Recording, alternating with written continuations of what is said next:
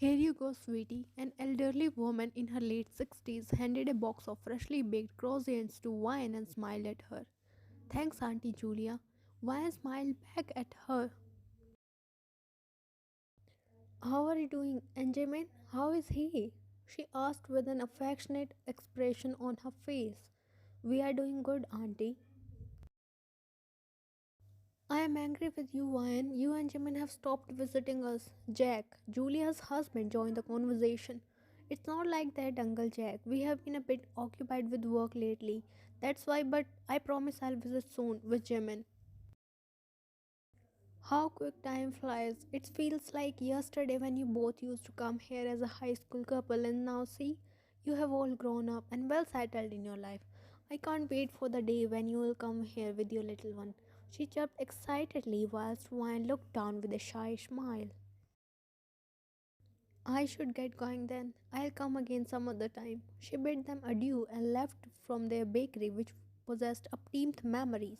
The ambience, the family sweet fragrance of different desserts brought out the floods of old innumerable memories.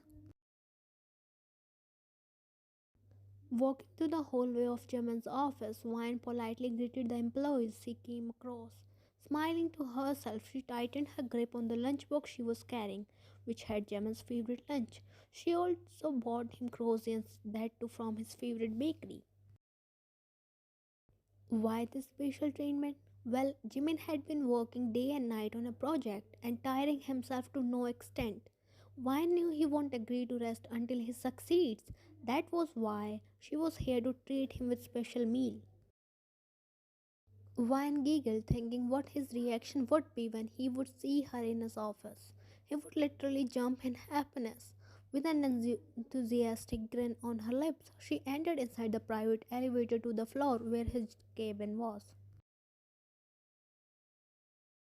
The elevator pinged open and Wine stepped out. She walked towards the desk where his assistant was working. Excuse me? His assistant Yunjun looked up and his face paled.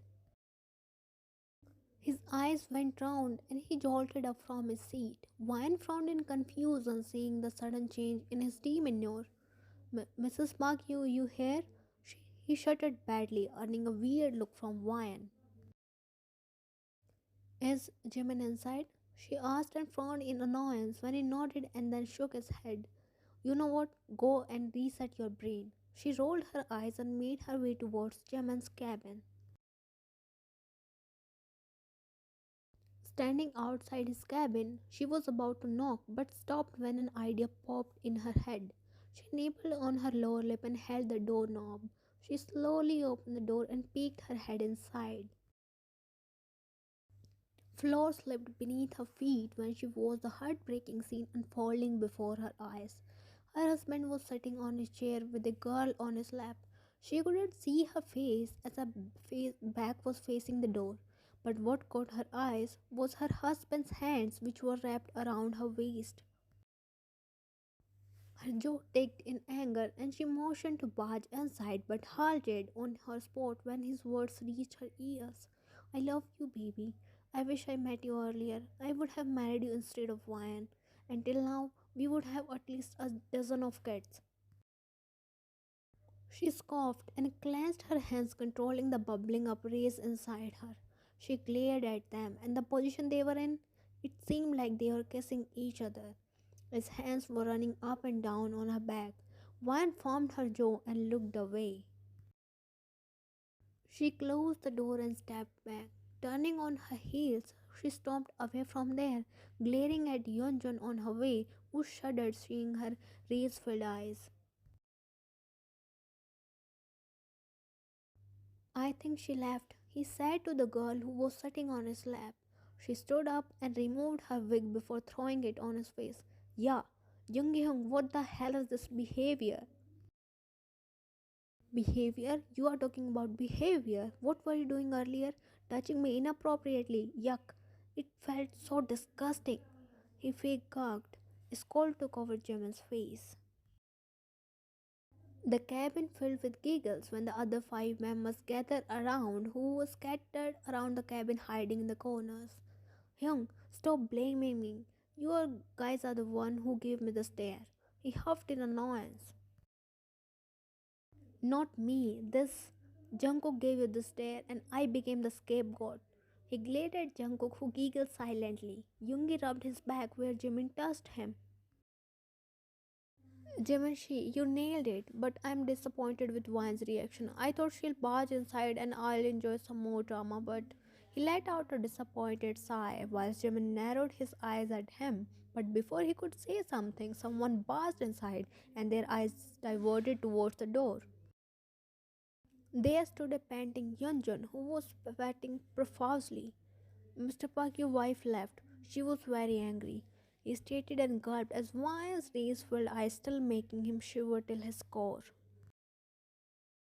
Their eyes widened in horror except Yoongi, who was struggling to get out of the pink dress he was wearing. Getting tired of the dress, he tore it and threw the now torn dress on Jimin's face. Hyung, my face is not a trash bin to throw waste. But it looks like one. He sarcastically smiled at him and rolled his eyes.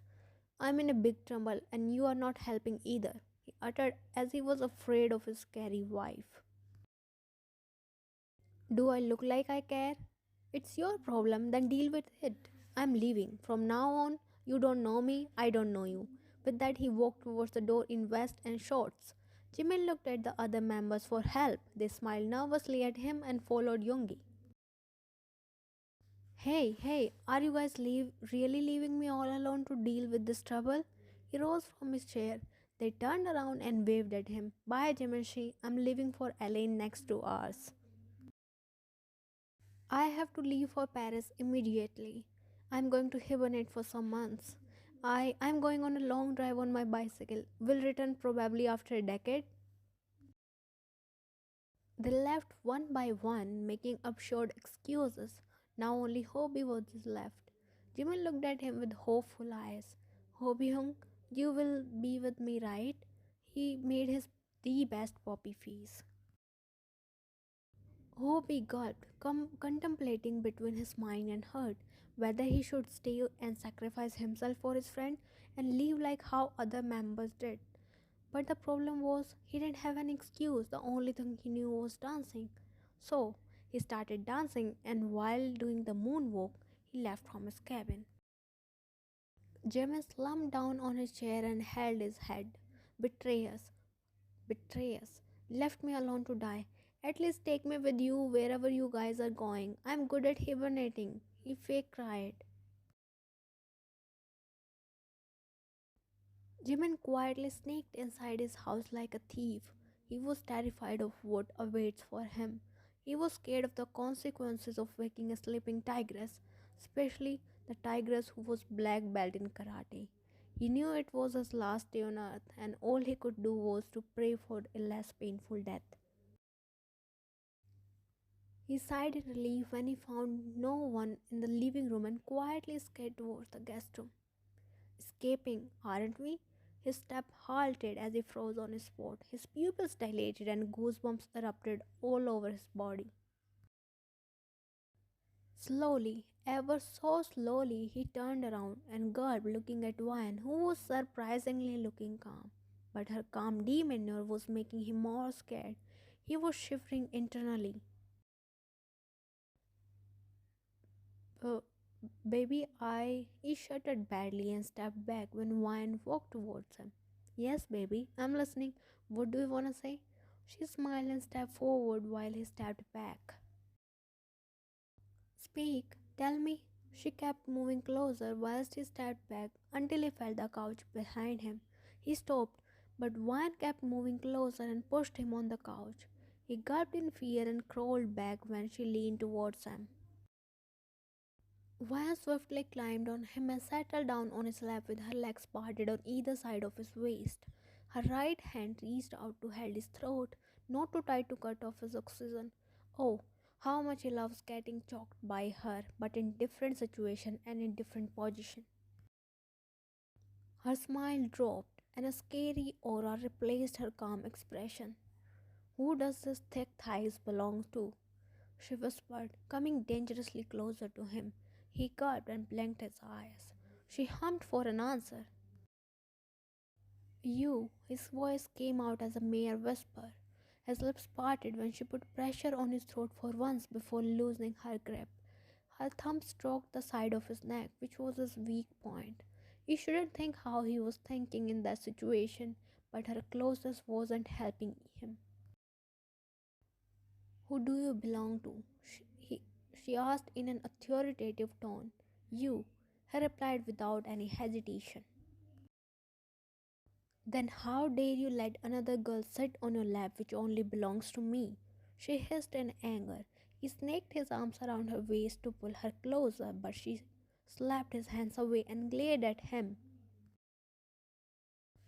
I didn't cheat on you, baby, said calmly.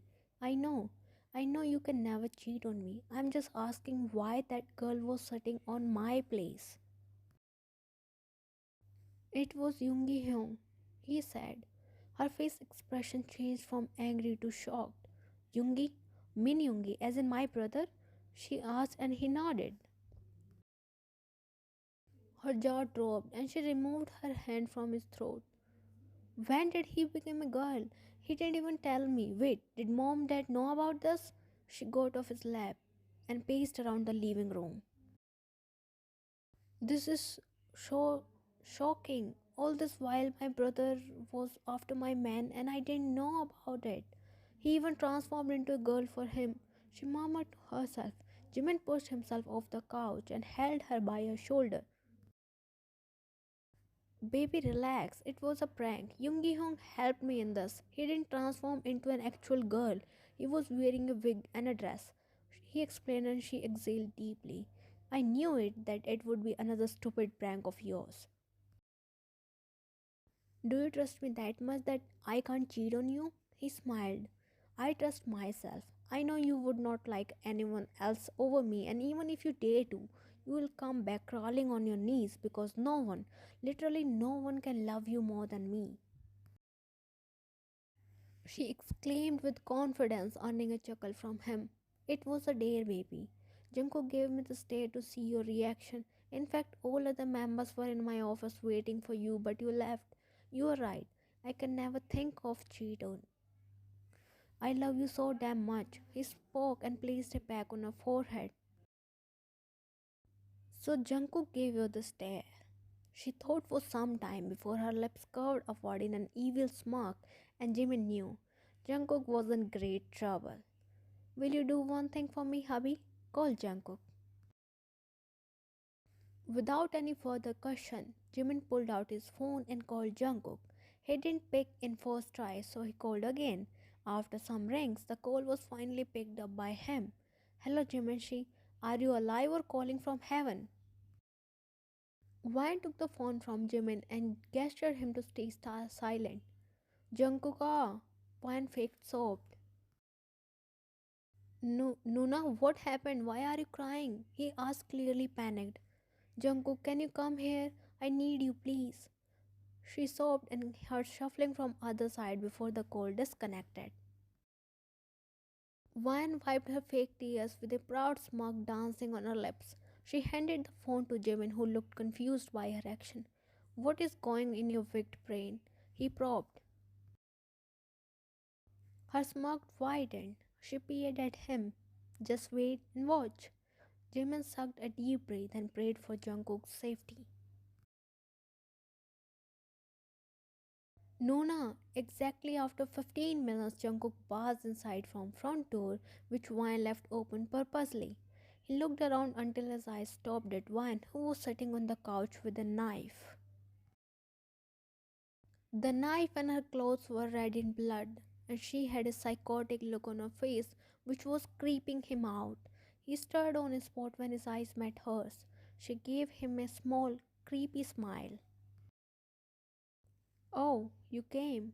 No, Nuna, what happened to you and where's Jimin Hyung? He stammered. Jimin, who was hiding in the kitchen, giggled silently, seeing his pale face. Jimin, she chuckled and rose from the couch. Jungkook almost peed his pants.